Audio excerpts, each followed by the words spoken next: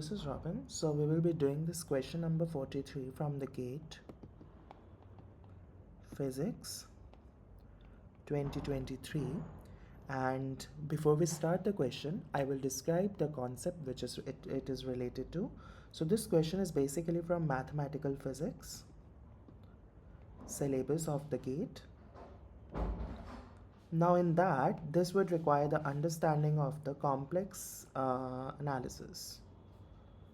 So you must have studied the complex variables and all that, and about the analyticity of the function. You represent your function as f of z and all those stuff in the complex methods. So that's what it requires. And you are given two real functions, which are the functions of two variables x and y, and which are u and v, and the condition for the u plus iv, which is nothing but f of z, to be analytic is something you have already studied. So the conditions are very straightforward, which is basically ux equal to vy and uy equal to minus vx. Now u subscript x is basically the partial derivatives with respect to that variable. So that is a general notation, but it's very misleading, so I'm just telling you.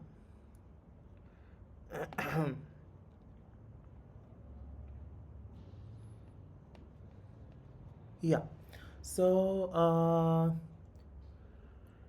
right now, what is the next step? Next step is you write what are your u's. U's is xy and x square minus y square, and your v is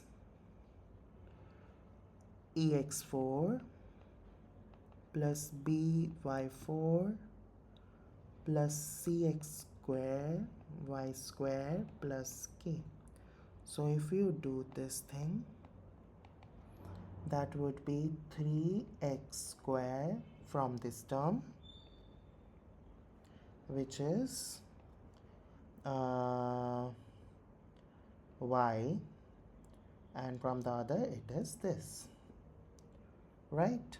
And del u by del y, let's do, which is x cube minus 3xy square.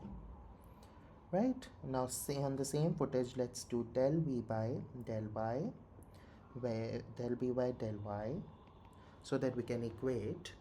So this is 4by cube 3cx square y, del v by del x is 4ax cube plus 2c.